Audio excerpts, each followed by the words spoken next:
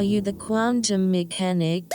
Yes, we are the Quantum Mechanics, the paranormal podcast for the believers, the doubters, and everybody in between. Lovely sunny day today as we record, and we have a new Patreon as well, I believe. Yes, thank you, Edgar, for joining us. That's really great. We really appreciate all our Patreons. Thank you so much for supporting us. And yeah, you get our episodes about a week early, ad-free, our exclusive Patreon episode, Ben and Peter's Extra Scoop, access to the Discord server, chats and other news and posts that we do there. So yes, once again, thanks to all our patrons. We really appreciate it. Patreon.com/TQM pod. Good, I always forget that bit. Yes. There's literally nothing paranormal about this weather, so... Yeah, we can't... Yeah, paranormal weather, it's kind of died a bit, It hasn't has died, yeah. We'll leave that where it is. It's nice and British summertimey. So let's dive into the paranormal stuff. Why don't we? Well, whether it's paranormal activity or UFO lore, we've looked at or visited many locations, right, Ben? Yeah. Whether it's 30 East Drive or Shepton Mallet Prison, Area 51, which we've not been to, or Rendlesham Forest. I was going to say, when did you go there? Yeah, I did. I went there spiritually. Oh, okay. Generally, for these places, there's a backstory as to why these areas have experienced or continue to experience paranormal activity. So it can be, associated with a historical event, like a murder or a UFO landing. There's a backstory or energy from a location, such as a prison or a graveyard, or families or individuals being visited or targeted. There's some story that usually connects why this stuff is happening, right? Or some kind of ritual carried out there. Exactly. Now, after we did the Montauk Project episode the other week, we talked on Ben and Peter's Extra Scoop about Skinwalker Ranch. Vast area which seems plagued by paranormal and UFO activity. And in that case, there seems to be something about the location itself rather than a kind of single backstory. That's what struck me. And that got me thinking, are there areas themselves that are prone or an epicenter for the paranormal? I guess one of the most legendary is the Bermuda Triangle. And outside paranormal explanations, the phenomena ranges from magnetic anomalies to weather conditions. There's lots of theories on there of why it is. Yeah, and sometimes, of course, just over-reporting of incidents in that area. So actually, it's not anomalous, except people who call it anomalous have given it a reputation. Yeah, Almost effect and then cause. Yeah, would that be fair to say? Yeah. One theory often touted for these more location-based epicenters are portals that somehow, magically, spontaneously exist or appear, right? Where the veil is thinnest. Yeah, it's they appear in a kind of ethereal way, almost appearing out of nowhere. But are there more solid physical structures that have been deliberately created to act as a portal? And that's what I want to delve in today. So I'm imagining the answer is yes. Potentially, yes. We are going to explore potentially physical evidence of portals found across multiple continents. Nice. But if they exist, Ben, what are portals? 'Cause that was I was sitting there going, well, what is a portal really? What does it mean? Well, it's sort of, the word portal is almost like a Stargate, isn't it? You sort of walk into it. Yeah. That's what you'd imagine. But all of those examples that you've given, it's like an area-based thing. Well, what I find interesting about this topic is it does straddle both the paranormal and the scientific, right, in a way. From a paranormal perspective, a portal is a gateway to another dimensional realm, perhaps to some kind of spiritual place. Perhaps portals lead to a past era, or a place where the souls of the dead reside, or a gateway to the afterlife. In UFO lore, a portal could be a way that extraterrestrials travel to us, or could be used to abduct us. In terms of the more scientific meaning, portals could be wormholes connecting two places in space and time. I guess these wormholes could be naturally occurring or deliberately made. They could be a gateway to a multiverse or a parallel universe. I did come across a thing called quantum tunnels. Now, some quantum theories propose the existence of tunnelling phenomena where particles pass through energy barriers or portals, quote unquote, in a manner that defies classical physics. So although these are not portals in that traditional sense, if there is such a thing as a traditional sense, I thought it's interesting that they seem that there is a quantum mechanics angle to it as well. What everybody seems to be in agreement on is that a portal is a gateway or a place that you can go to somewhere else. Right. And I guess one of the big questions is to where and how and why they form or exist. Yeah, and then how do you activate it as well? Indeed, yeah. Are there areas on Earth that could have physical evidence of portals? Well, today, let's have a look at some places that might just fit that bill. We're going to start in Sri Lanka. Now, typical quantum mechanics style, I have some tough pronunciations coming up during this episode. So I guarantee I will murder 90% of them and be very inconsistent in how I phrase them throughout the period of like 1 minute. So please bear with me and forgive me. It's the way we do it around here. So let's head to Sri Lanka and the sacred city of Anuradhapura. Now, it's a Buddhist holy city first established in 377 BC. Today it is one of Sri Lanka's most sacred places and one of its most visited, attracting tourists and devoted pilgrims to its ancient Buddhist temples and giant dome-shaped shrines. But according to Demi Pera from the BBC, this holy city is also the home to something far more curious. In an area known as Golden Fish Park is an ancient chart carved in stone that is said to be a map to unlock the secrets of the universe. It's a good start. That's quite a bold statement. Yeah. Hell of a boast. Was it unlock what? Oh, just the secrets of the universe. The secrets of the universe. Right, yeah, okay. This thing measures around 1.8 metres in diameter. Sakwala Chakraya, which translates to universe cycle in Sinhalese, is shallowly carved onto a rock face among the protected park ruins. I'm just going to show Ben a little picture of this. Oh, yes. Okay. Now, its front facade can only be seen from ground level. In fact, at the time of its creation, 4 seats were sculpted into a flat rock surface opposite the sculpture that provides an ideal viewing spot. Interesting, I thought. Yeah.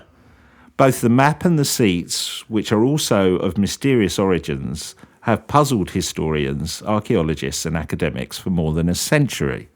Ranmusa Uana was used for a prolonged period in history, said Professor Raj Somadeva, Senior Professor of Archaeology at the University of Kerala, Sri Lanka.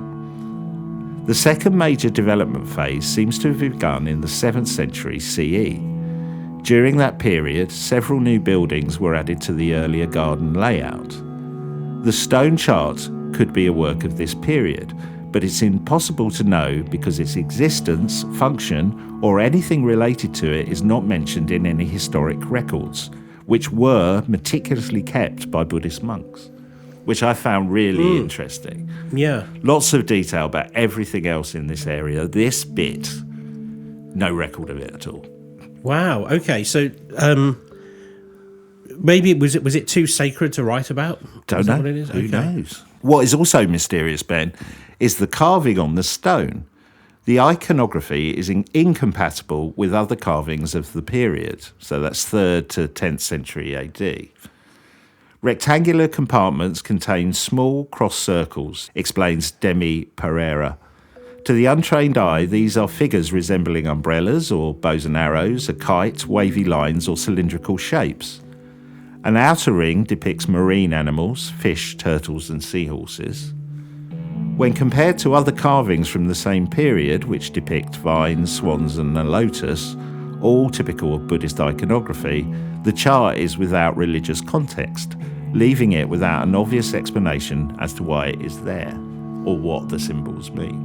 Right, okay. The first academic to note the chart's importance was British civil servant, I love this name, H.C.P. Bell. That's such a name of the time. Who was Commissioner of Archaeology for Sri Lanka. Well, it was known as Ceylon at the time. In a report, He concluded, "This ancient map of the world, perhaps the oldest in existence, is of quite extraordinary interest. Its presence testifies to the antiquity of that astronomical lore still pursued in some of the Buddhist monasteries of Ceylon. It depicts an old-time cosmographical chart illustrating in simplicity the Buddhist notion of the universe. He interpreted the circles, the symbols, and marine life on the chart based on his knowledge of Buddhism on the island." I think his knowledge of Buddhism on the island was he chipped up and had a look around rather than, his great expertise. He felt it meant the earth, the seas, outer space, and the universe. He thought that's what was depicted on this thing. So some sort of illustration of the domain of a deity, that sort of thing. Yeah, or some kind of map showing the earth, the seas, outer space, and the universe, kind of encapsulating everything, I guess. Right. Now, for many years, the stone circle, 1.8 metres in diameter, so what's that, about 6 foot in diameter, remained a curiosity for archaeologists alone, until Sri Lanka became a more popular tourist destination and photos of it began circulating on the internet, where, unsurprisingly, Ben, new theories about the tablet emerged. Ancient aliens. We're going to come on to them, yeah. People started to comment on the stone chart's similarity to other stone artefacts found at other sites in Egypt and Peru. So different continents. Yes, okay, yes. Some started to believe the tablet in Sri Lanka and the other sites was some kind of stargate or portal, a gateway through which humans to gain access to other parts of the universe, or I guess other entities could gain access to Earth. They concluded the symbols on the stone tablet could unlock the code needed to activate the portal. Right. Oh, I see, okay. I love that idea, though, Yeah, seems unlikely, but okay. Not only are there similarities between this tablet in Sri Lanka, one in Abu Ghurab in Egypt, and one at Le Puerto de Haya in Peru, the fact that all three sites were built near water has led to speculation that these stargates were used by extraterrestrials to mine gold from Earth's water. I mean, a bit of a leap, I guess. I know what it is. Yeah, it's always extraterrestrials. I mean, is it not a possibility that there is like an unknown trade route, and this represents some kind of ancient theist idea about a water god or something along those lines? Well, people tend to live near water, don't they? Yeah. And if you're building a big structure, you're going to need some. So yeah. I don't think all three were built near water is the biggest, oh my gosh, mystery in the world. No. And yes, bit of a leap to go, yeah, it was extraterrestrials. Not only was it extraterrestrials, they were mining our gold from the water. Also, the Sri Lankan tablet's location has caused further speculation due to the nearby Danigala mountain, which is also known as Alien Mountain. How did it get that name? Well, it's the way it looks. Its unique circular shape and entirely flat top. That's led to speculations it was a landing site for UFOs.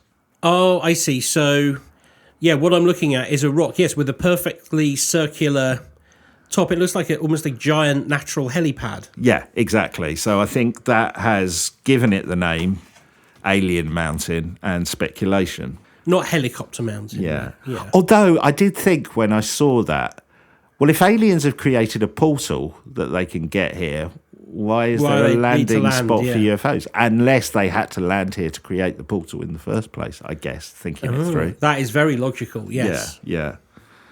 Well, according to local tour guides, villagers in the remote area believe the mountain attracts more shooting stars, thunder and lightning than anywhere else in the country. Not the most scientific thing, but that's what's believed. They believe it. Yeah. Shireen Almandra, Senior Lecturer of Landscape Design at the University of Maratua, has a bit more of a down-to-earth theory about it. I'd love that, to be a Senior Lecturer of Landscape Design. It sounds quite a pleasant job. He's talking about the chart rather than mountain, by the way. Right, I should make okay. that clear. I think the chart is a plan for a complex project similar to the enormous stupas that were built at the time. Given that the seats carved in front of the chart appear to slightly face towards each other, It makes me think that it was a place for discussion, an ancient architect's office, if you like, she says. If the seats were built for a religious purpose, such as meditation, they would be in a straight line instead. Again, I guess that's all conjecture, but it also brings up something. There's something odd about the way the seats are positioned rather than how they would normally position, being in straight lines. I guess this is why she's going for this theory. This mysterious stone carving with strange symbols on it was either a secret stargate for ancient aliens to steal our gold, or a place for ancient architects to sit down and have a chat about their work. Is there any evidence about the people that did it? Is the stonework, does it match the local stonework? Is the style of the creation the same? Do we know? I don't know for sure, but I think the implication from the symbols and its comparison to other things in the area, that's what's added to the mystery, that it doesn't, certainly the symbols on it don't look like the type of symbols that were used at the time. But the tool work? Yeah, I don't know. Okay. I don't know. And I was thinking about that as well. Okay, that sounds great. I guess the other mystery is the fact that it wasn't logged, or, the Buddhist monks at that time were very meticulous about logging everything, and there's no mention of this thing, which adds to the mystery. So that feels like it's not from their culture then. The more you explain it, it's like... Yeah, so, but again, that doesn't mean it's a portal that you can activate to a different place. It might mean a different civilization. Yeah, that's what I'm thinking, a different civilization. Yeah. Or the other thing I was thinking, if you think of our civilization in terms of art and even architecture, I mean, it rapidly changes and develops. Constable's landscape pictures are very different to the surrealists or the cubists or whatever. So it could just be an artist who's done something different and everyone going, we're not doing that again. You know what I mean? Yes, although it has been replicated in other places around the world. Similar That's the symbols. Curious thing. Yeah. We mentioned a portal in Peru in our last story, so let's step through a metaphorical podcast portal and head there, shall we, Ben? Let's do it. Aramu Mura is a huge stone doorway located in southern Peru. It was only discovered, I guess technically rediscovered, in 1996. Oh, okay. Which gives you some indication of its remote location. It is located near Lake Titicaca, which is a pleasure to say. The stone structure is 23 foot tall, 22 foot wide, so roughly about 7 meters. It has a recess like a door 6 foot by 3 foot in it, and this door appears to lead to nowhere. This thing is incredible. I'm just going to show you a photo of that. Right, so I'm looking at an obviously human-created stone wall, and there is an unmistakable, very accurately carved or cut doorway in it. Yeah. And that door is over 6 feet in height, and the whole thing is massive in comparison, so huge. Archaeologist Dr. Mohammed Fioz Khan believes the site predates the Inca, so that makes it earlier than 1200 AD. Similar to other Native American legends, it has been described as the Gate of the Gods, a sacred portal where you could meet divine beings and gain immortality. Mm-hmm. Some archaeologists have linked the structure and its carvings to the Tiwanaku civilization, who flourished between 200 BC and 1000 AD.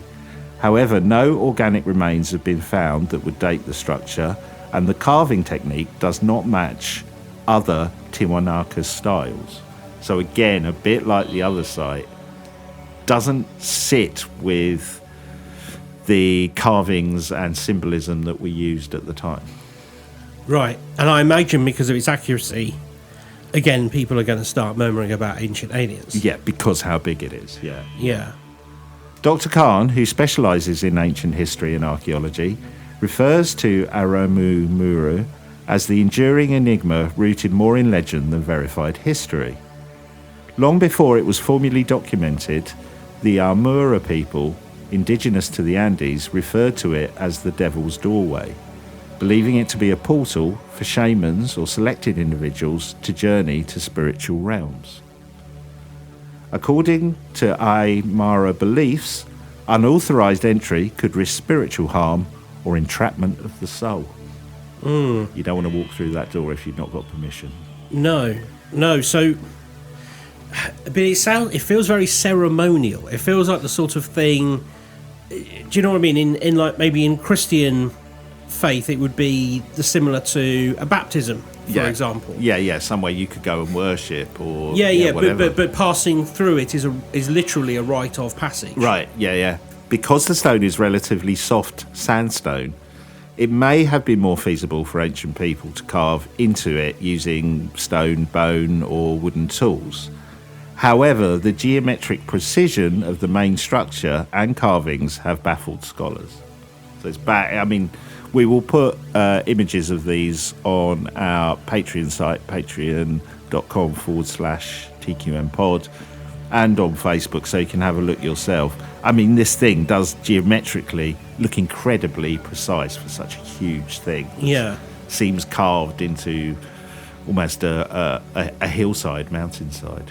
The site was uncovered by Jose Luis Delgado Mamini, a local guide who claimed he was led there by recurring dreams and family folklore about a sacred doorway in the mountains. That's interesting. Dreams. Yeah. He dreamt of this place and then managed to find it. So he was the one who, I guess, rediscovered it in the 1990s. So the family folklore. So is there a suggestion then that his family is somehow saying that they are related to the original creators of that space? I don't know, or it's just folklore that's been passed down, general folklore that's been passed down. They're repeating something that I don't know, could be either. But according to the legend, an Inca priest named Arumi Mura fled Spanish invaders with a sacred golden disc once housed in Cusco's Cori Canchar temple. That's easy for you to say. Yeah, it really isn't. This priest was said to have activated the portal with this artifact and then disappeared into another realm through the doorway. Okay, so it's almost like... so you say it's a golden disc? Yes. So that brings us back again. That's the second time you mentioned gold. Yeah. Here, there seems to be a connection. Like, I mean, obviously gold does have like powerful properties for both gods and humans in terms of its wealth and worth and the mysticism around it. But it doesn't seem to be... you wouldn't say... What am I trying to say? It feels odd that you would associate gold with that legend if there wasn't some truth in there. What do we know about this priest that disappeared? Or is it just a rumour? This is a legend, so I guess in that sense it's hearsay. I don't think there's any particular evidence of it. On your gold point, though, am I right in thinking, I don't know if this is just some myth that I've believed, that all gold on Earth has come from outer space. This is why it's so rare, that from, meteors or some stuff crashing into Earth rather than being formed here. Yeah, you're right. So according to the sources that I'm checking here, widely believed that all gold originated in outer space. It's the byproduct of violent explosion of giant stars, supernova. Right. So, but that ties into this theme, doesn't it, of a gateway or a portal. You can see why gold, apart from the fact it looks great, would tie into that, and it's a soft metal to work with. But interesting. Yes. Well, yeah, this priest is said to have activated the portal with this artifact and then just disappeared. A small depression in the centre of the doorway is believed to be the exact spot where the disc was placed. You mentioned Ancient Aliens. Well, the site has featured on the TV series Ancient Aliens. And even the ufologist, Giorgio Tsoukalos, suggests the golden disc, which legend says was used to activate the portal, may have had alien origins and could have been a tool for interdimensional travel. They're not saying it's aliens, but it's aliens. That's what they say. That's how it always comes up. I'm not saying it's aliens, but it's aliens. I mean, that is the meme, isn't it? Adding to the mystery is the fact that the doorway doesn't seem to lead to anywhere. Although there are some theories that have been put forward that it once led to an underground chamber that has long since collapsed. So the fact it looks like it doesn't lead anywhere. Maybe something that's happened over time rather than it was created that way. But many modern-day visitors report intense sensations at the site. Some claim to feel vibrations, spiritual shifts, or even visions when standing inside the recess or touching the stone itself. Although no scientific instruments have detected any electromagnetic fields or radiation to support the supernatural claims. Okay. But, I think we've talked about hysteria and mass hysteria quite a lot. There is something in being in that location that would set your imagination and your senses are flowing, especially if you have some belief or suspicion that it may be a portal to another universe or another realm. You're gonna go a bit woo-woo, aren't you, when you're there and you touch it? It's going to make you feel weird. Well, we found that even just going to the Royal White Stones last year. Yeah. I mean, it was a full moon. We were surrounded by lots of other people who'd come up for the full moon at the Royal White Stones. And there's an ethereal, otherworldly, what is going to appear. And you wouldn't have been surprised if, somebody was like, oh yeah, aliens would appear, or a dragon, or all the legends that go with that. So I can see why those structures do attract that kind of thinking. I think that's just built into us as humans. Yeah. Well, Trudy from the Psychics was trying to manifest a dragon for us at one point. She was. Yeah, I'm very disappointed that didn't come through. Yeah, well, not literally. I'd love to see a dragon. Yeah, it'd be nice, wouldn't it? Well, there is a lot of mystery around this strange doorway, which seems to lead to nowhere, which has driven theories that it could be a portal to another dimension, to heaven or hell, or created by aliens. But again, I think what's interesting about it is its remote location. I mean, the fact that it was only rediscovered in the 1990s is just amazing to me. But I mean, yes, that doesn't mean that there wasn't a thriving population who lived there back in the day, but still, it adds to the mystery, doesn't it? Yes, I mean, I suppose it was just, 1996, that coincides with the internet, doesn't it? So somebody puts a photo up and suddenly it's rediscovered. Yeah, you're right. Depends on your definition of rediscovered. Yeah, exactly. Well, let's teleport from South America to Egypt and Abu Ghurab, sometimes called the place of the gods. A lot of gods in this one, isn't there? Yeah, loads. One part of this site is referred to as the Abu Ghurab Stargate. Now, that looks like... I think that's a large piece of rock with a symbol carved into it in relief. Yeah. Almost a circle within a square in a way. There's other bits to it as well. But it's an interesting thing. Almost looks tomb-like, doesn't it? You know what it also reminds me of is the Baltic Sea anomaly. The thing that, if you haven't come across that, it looks like... So from sonar scans, people were likening it to the Millennium Falcon, but it's looks like a large piece of rock with what appear to be steps carved down the side, and it has that sort of remarkable... like circular, but not circular because it's got the additional in Star Wars. It would be the pilot's cabin piece sticking out. So that's why it sort of was called that. But that looks very similar. It's the same kind of idea in terms of carving, basic structure. Yeah. Some scholars believe the solar temples there were created as a portal to another dimension. These include, I don't know how to say this one, Boana Nugent, Baoanh. Buana? Yeah. Buana Nugent, who writes, the Abu Ghurab solar temples could be considered ancient stargates for contacting deity and extraterrestrial beings.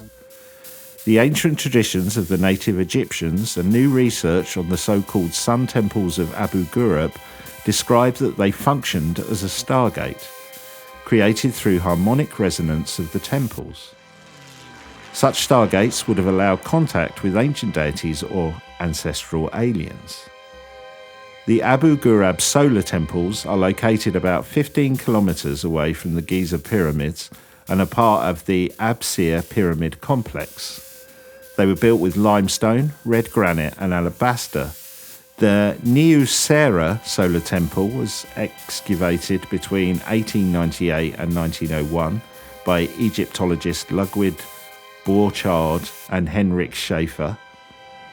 The Yusakaf temple was excavated in the 1960s, and according to archaeologists, its ruins show a configuration similar to that of other solar temples in Egypt.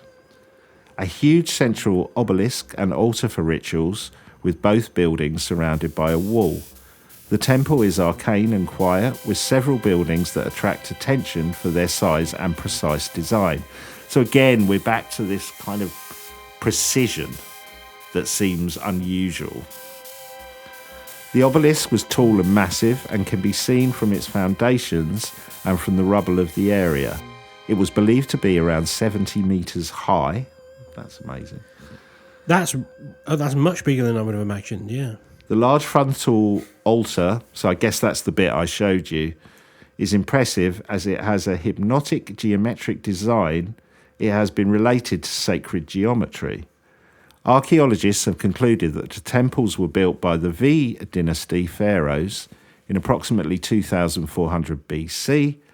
The purpose was for funeral ceremonies dedicated to the god Ra, sun god, I believe, Ra, right? However, according to indigenous traditions, these temples are older and have been restored and preserved by the pharaohs rather than created by them. That's interesting. So they're borrowing something from a previous culture. Yeah, or restoring it in some ways. Again, that really does feed into ancient alien theorists, but it just feels like a culture that changes and evolves. But, you know. Well, Abdel Awan Hakim, who was a scholar of the indigenous traditions of Egypt, he said that Abu Gharaib was designed to raise levels of spiritual consciousness through harmonic resonance, a process of harmonic energetic amplification that would be generated by the vibrations of alabaster buildings such as the Great Altar or the geometric platform that the pyramid obelisk looms. The levels of consciousness would allow us to come in contact with the Netta, who would be a species of extraterrestrial beings or entities of sacred energy in the universe. Dr. Stephen Mailer is another scholar of Egyptian folklore. In his book, Land of Osiris, he tells of a legend that describes a type of landing of the alien race of the Nettars, which appeared in physical form in the same location as Abu Gharaib. So where this stone thing is that aliens landed On the there. Nettars. Where are the Nettars from? I will tell you where the Nettars are, if I find it in a second. This guy goes on, the Egyptian tradition could describe a stargate or door to the stars, since they speak of contact with extraterrestrials or extra-dimensional beings through a portal created with harmonic resonance. Archaeologists believe that there may be more of these solar temples in the Abu Gharaib area. So, yeah, well, let's get back to the Nettars, because there is some disagreement. I'm interested in the Nettars. I want to know why they're called the Nettars. Yeah, I don't know why they're called the Nettars, but it is just one view of the folklore which portrays the Nettars as some kind of extraterrestrial race or coming from a different part of the universe. More classical mythology portrays them as divine deity or gods. So Osiris, Anubis, Ra, and the rest of the Egyptian godly crew, they are described as the Nettars. So it's just how you interpret it. Oh, that's a collective term for the gods. Yes. Oh, right. So I think some scholars go, no, they were extraterrestrial in origin or aliens. Others go, no, they were just our gods. Oh, how disappointing. Yes, because I like you, went, the Nettars, I'm getting in here, I want to know everything about them. And it's like, well, yeah, it seems like they're just the gods. But if you interpret the gods as coming from an alien extraterrestrial race rather than deity, then that's one route to go. But it's not the only route to go.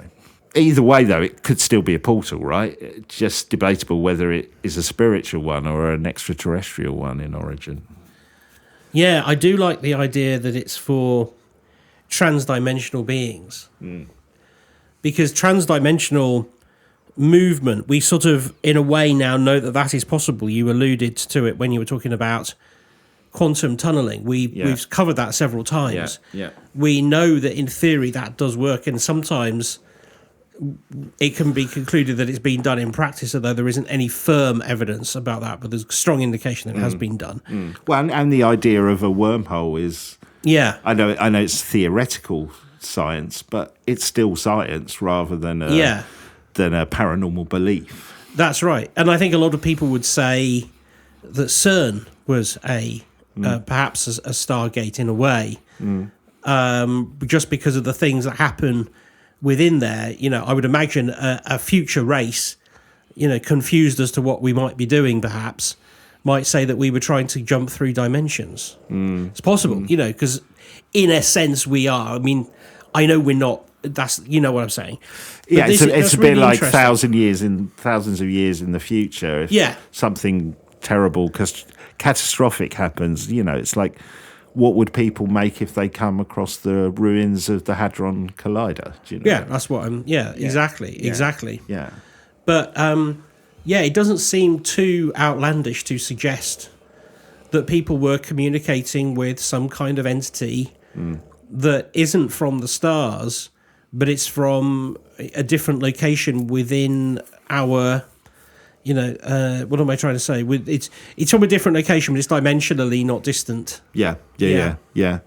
Well, there are other locations that have been linked with portals, probably not to the same level as the mystery of the locations I've mentioned, but they include, we did briefly mention it, Giza Plateau in Egypt, with the pyramids acting as a stargate connecting the Earth with the Orion constellation. So I wonder if that's where the Netar come from.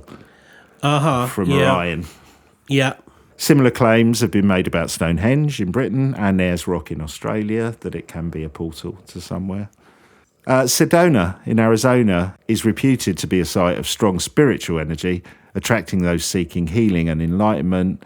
It is considered by some as a gateway to a higher dimension, so a portal of sorts. Mount Shasta is often described as a mystical and spiritual energy centre. Has been considered a stargate by some, providing a connection to otherworldly realms and beings. Mel's Hole. Yeah, those three locations seemed like more interesting candidates because of the mysteries associated with the place, the symbolism, the fact that I guess Stonehenge and places have the same thing, but I don't associate them directly as a portal to somewhere else. But there does seem some legend, or at least interpretation, that those three that I mentioned could be. I did come across an interesting Reddit post detailing a disturbing experience by someone visiting Maracaibo stone forest in Peru.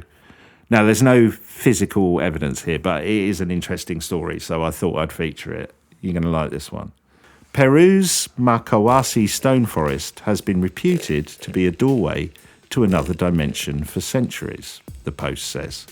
It's to be expected, considered how many of the stone formations have eerie resemblance to human faces, religious symbols and more. It's also known for having travellers who journey there never to be seen again.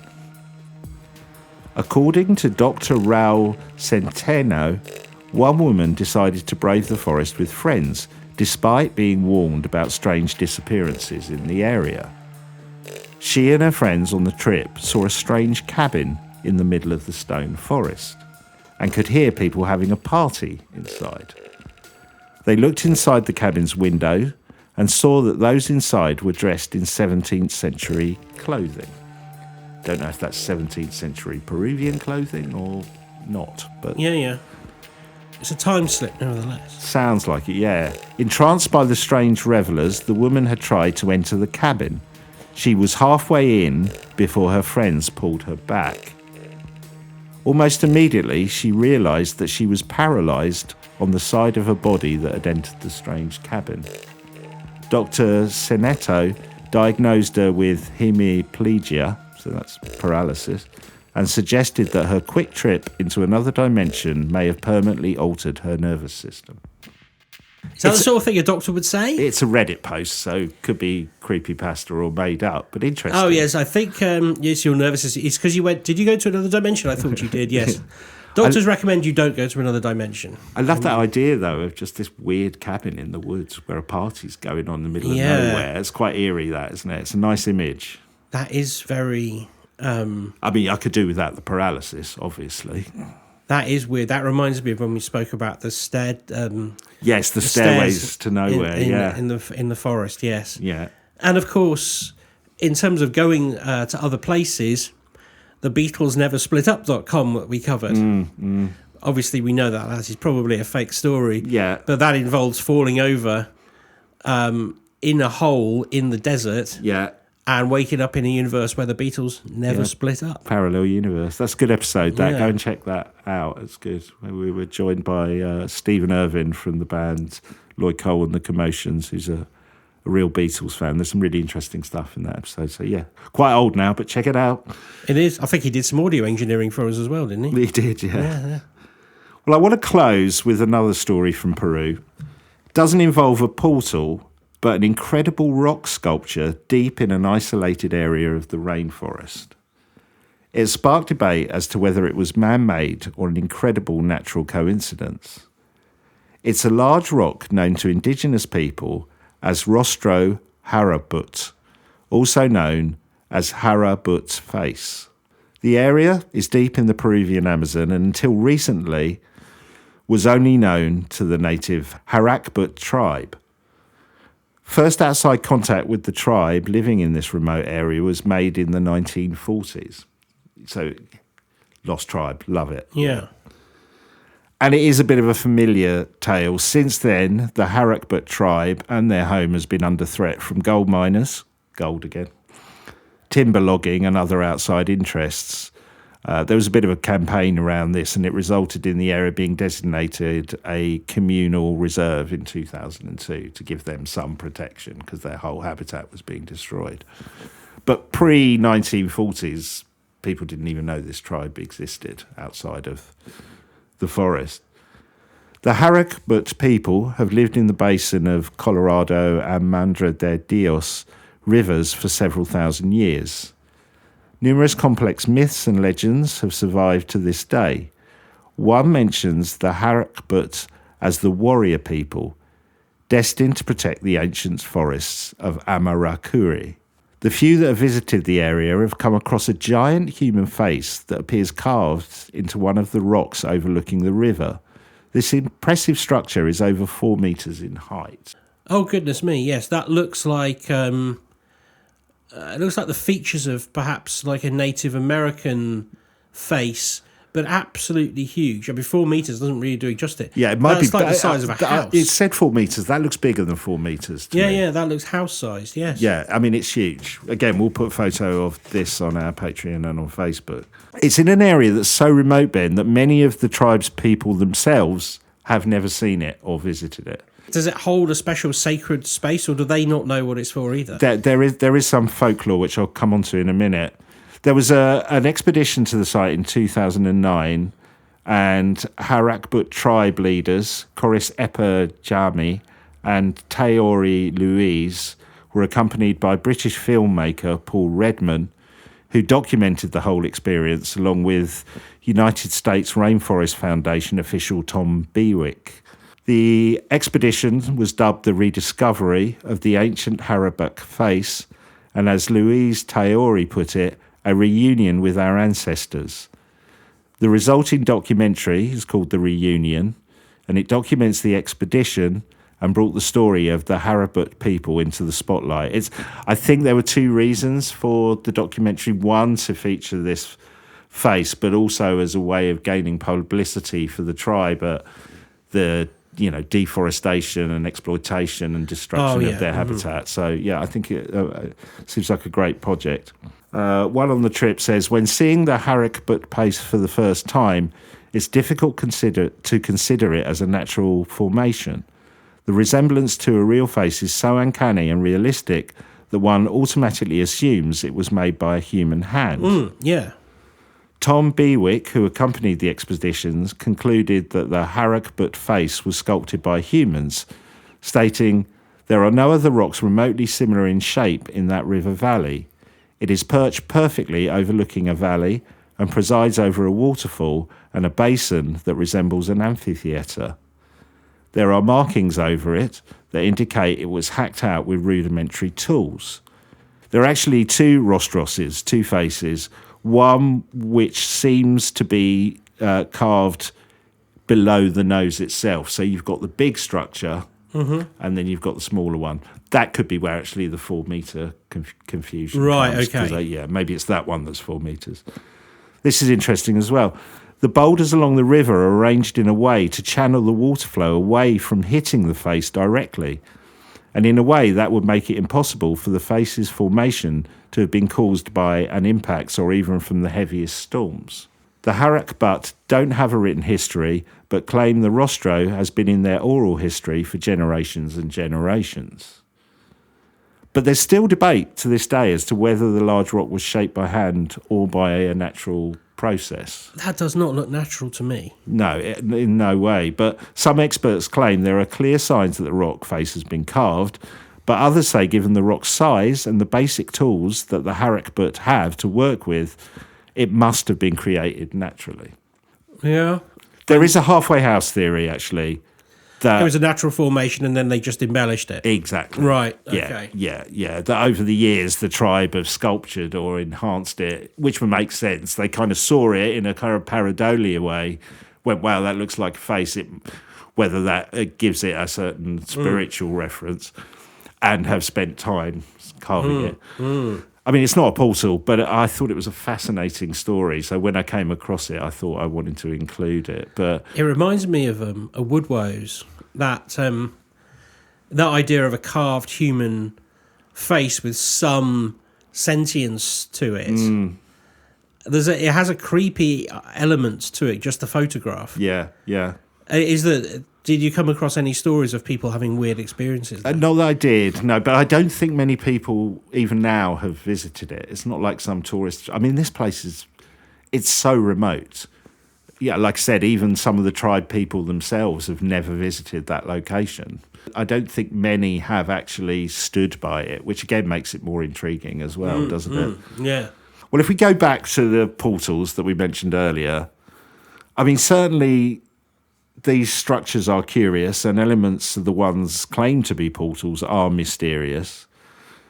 Whether it's, the symbols and the designs that don't fit the time that they were done, this kind of inclusion of cosmic constellations and symbols, or the locations where they're found often being so remote that it left you wondering whether some otherworldly entity did have a hand in their construction.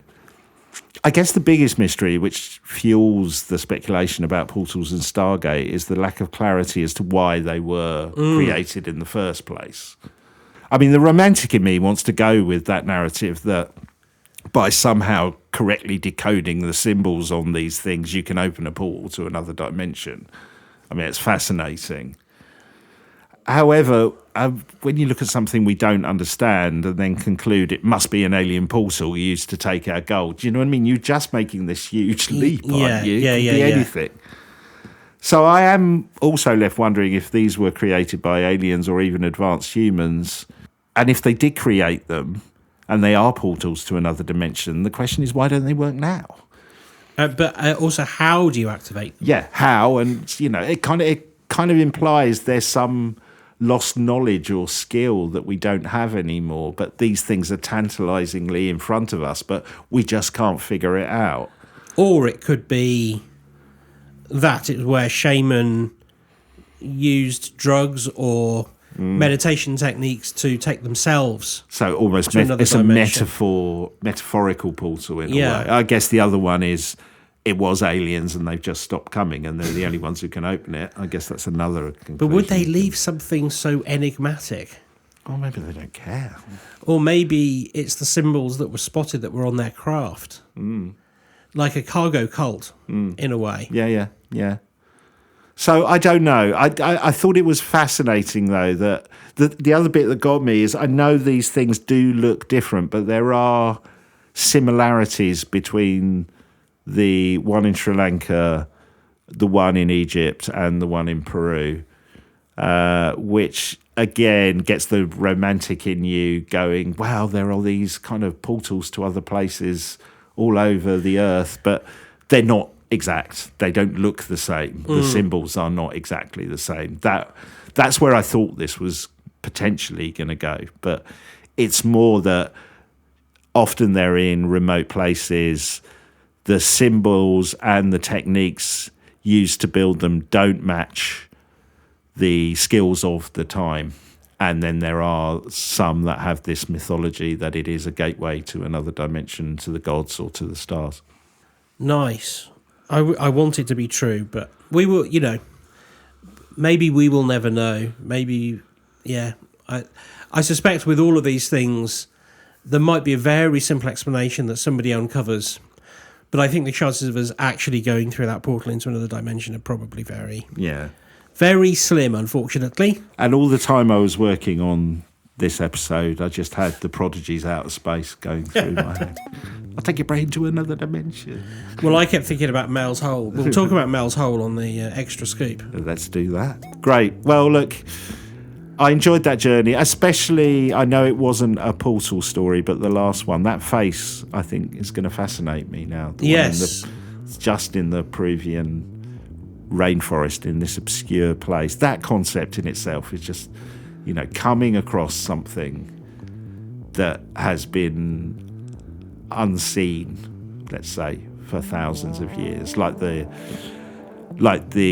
doorway we talked about as well, that 1996 I think rediscovered. That's just it's bonkers when you think about it, given how much of the world is travelled and seen now, and also with Google Earth. Yeah. Nice. Okay, well, thank you for that. That was fun. Alrighty, well, yes, come and join us at patreon.com/TQM pod for Ben and Peter's Extra Scoop, where we'll be discussing more of this and other things as well. We'll see you over there. All right, see you later. Take care. Goodbye. Bye.